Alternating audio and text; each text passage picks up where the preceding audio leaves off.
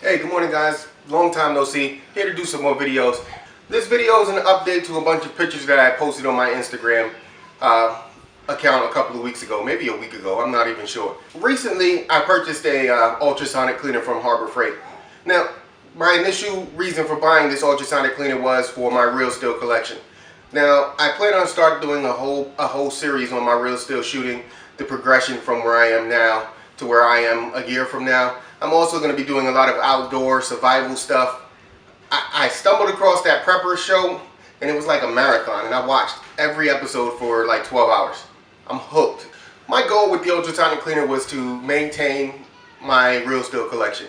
Well, one day I was here working on a gun for Combat City's indoor arena, and when I pulled the motor out of the gun, the motor was a rental gun. So you guys can only imagine how those things look after being played with for 6 months and then finally breaking. They were used in conjunction at the outdoor arena as well as the outdoor field and as well as the indoor arena.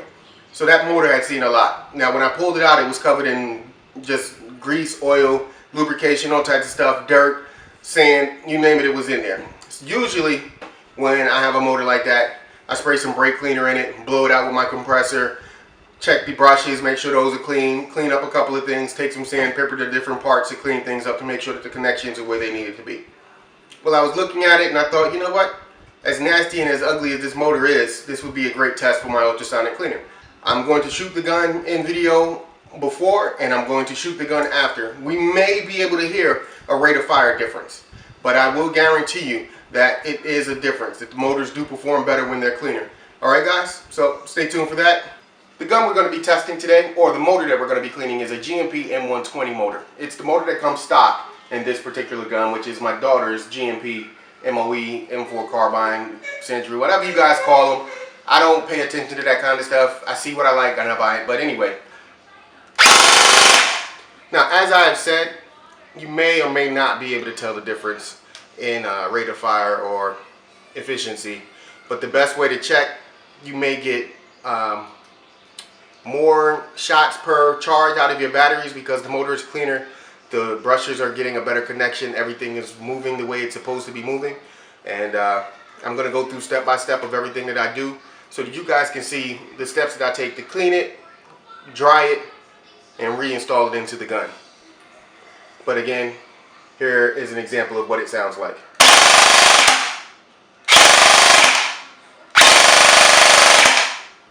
Alright guys, now stay tuned for the cleaning. Well, as you can imagine, the first step would be to remove the motor from the AEG.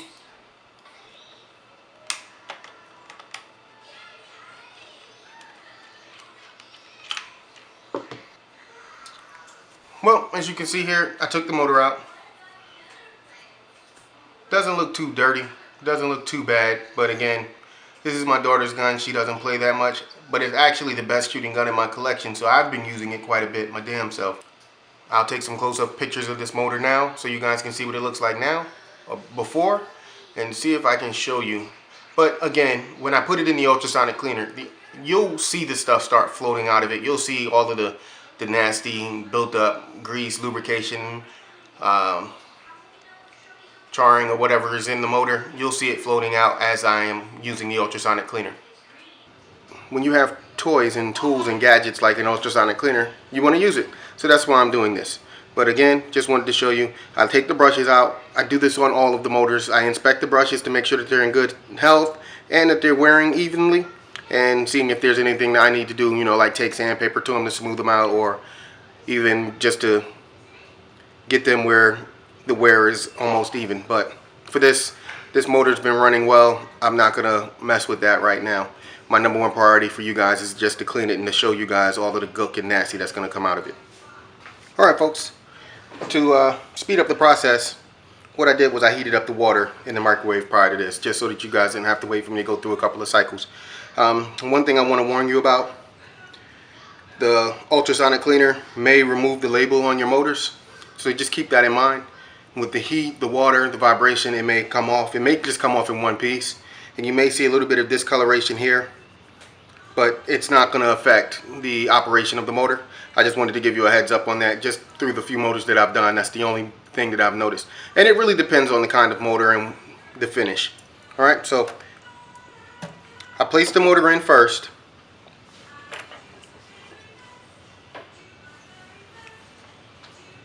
And then I fill with water.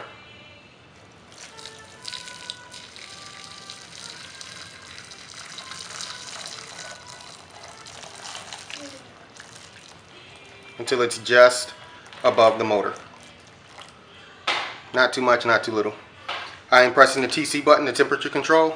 This is going to keep the water warm. Not that it needs it at this point. This water is almost at boiling temperature.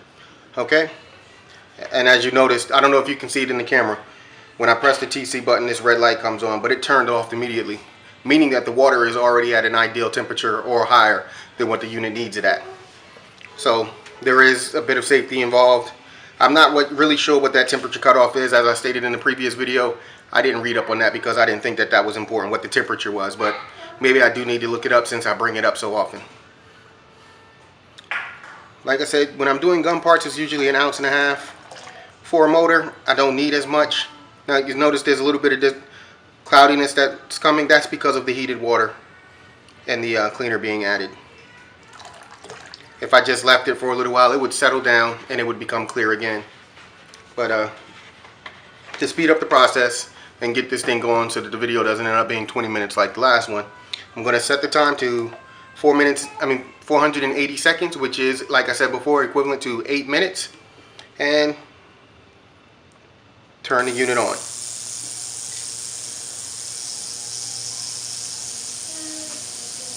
My camera only records 10 minutes at a time, and I've probably used up a little more than 2 of those minutes talking while prepping this for you guys. It may cut off, but I'm going to get it right back on, so you may see a slight change in the time. I'm also going to speed up the time so that you guys don't have to sit through the whole 8 minutes of this thing vibrating. Skip forward a little bit so that you guys can, and only share parts where you can actually see the dirt and the gunk coming off the motor, as I am sure it will start to happen soon.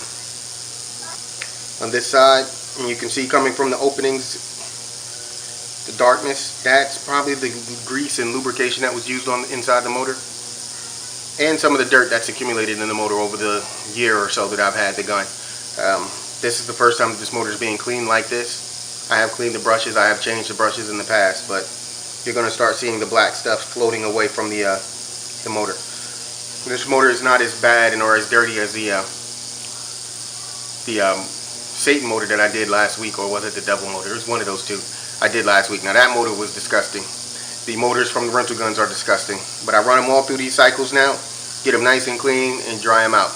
The one thing that I won't be able to show you guys is when I go and I spray with the air compressor. Blowing the motor out with the compressor and holding the camera at the same time, a little hard to do, and I don't feel like putting the tripod out there. So we're gonna go straight from this, let it sit here, let you guys see what it looks like when it comes out of here, throw it back in the gun, test fire the gun, adjust the motor height as needed, and go from there. Alright guys.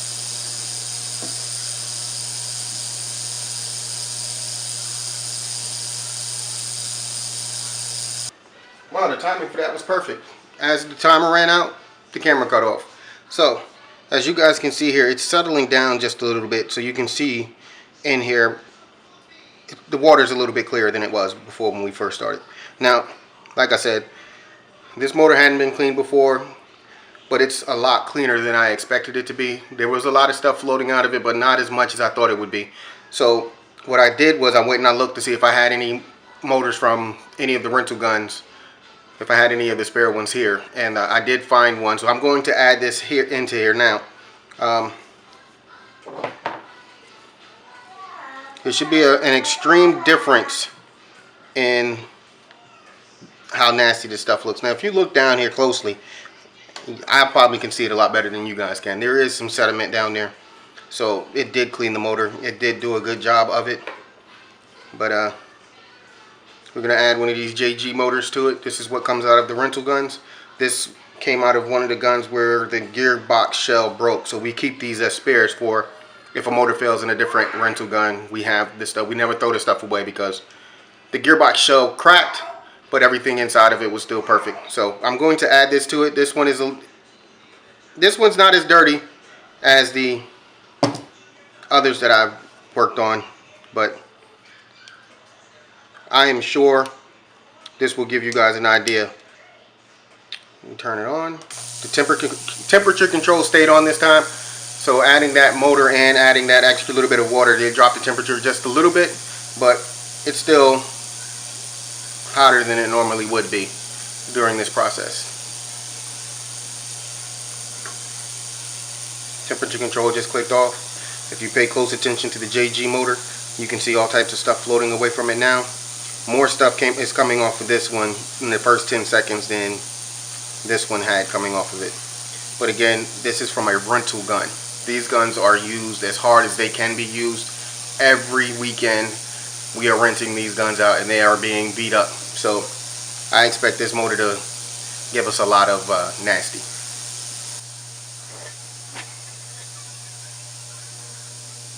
Well, that was cycle number 2 for the GMP. Cycle number 1 for the JG motor. The water on the JG side, I'm not even sure how this happens, but the JG side is a lot darker than the GMP side. That's kind of weird.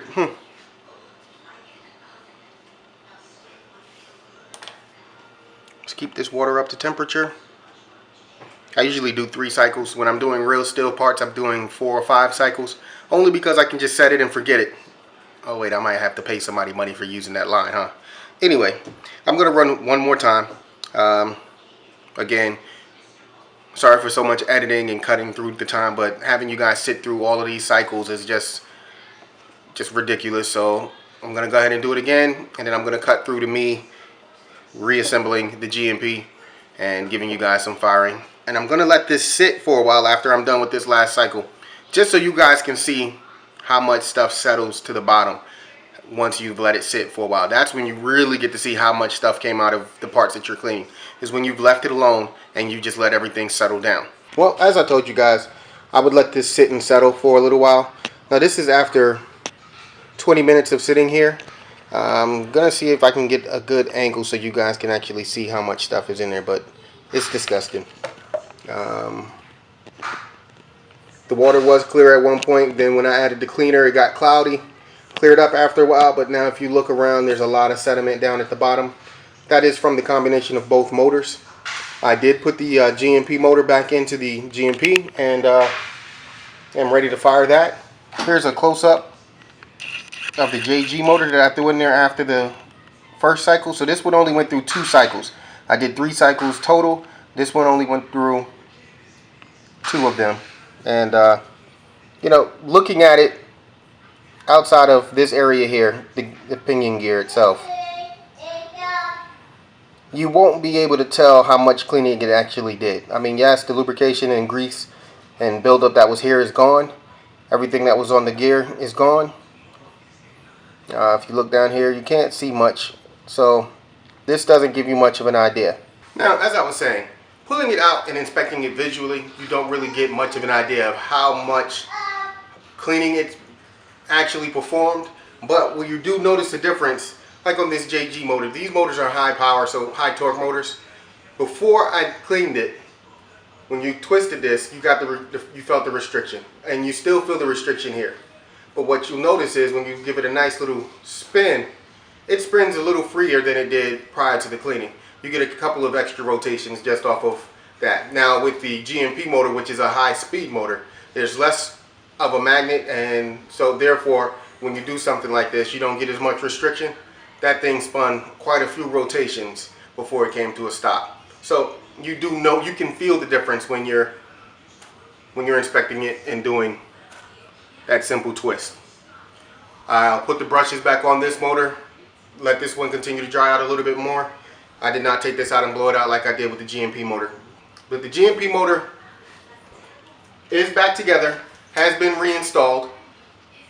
I did maybe a quarter of a turn to tighten the motor into the grip a little bit more. The motor had adjustment. I gave it a quarter turn, moved it up a little bit, and this is what we have now, guys. This is what it sounds like. Now, again, when I did the first portion of this video, I wasn't sure if you guys were going to be able to tell the difference just by listening to it, because I can barely tell myself.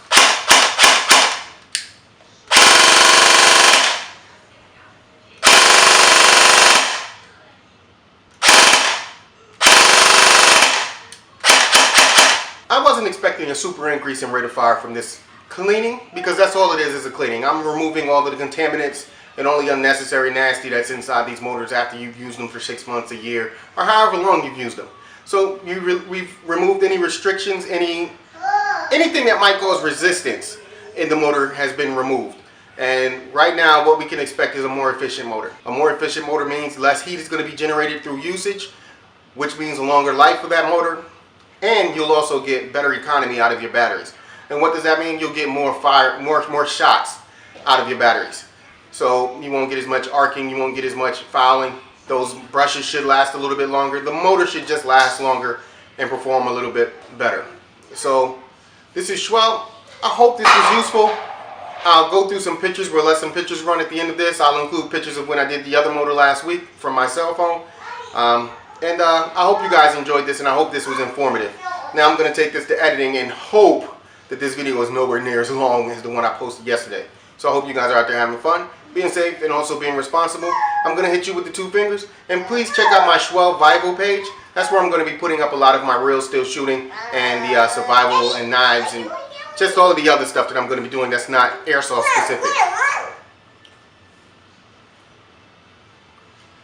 She wants to be in video so bad, but she's not ready. She's not ready, guys. She is not ready. All right, guys, later.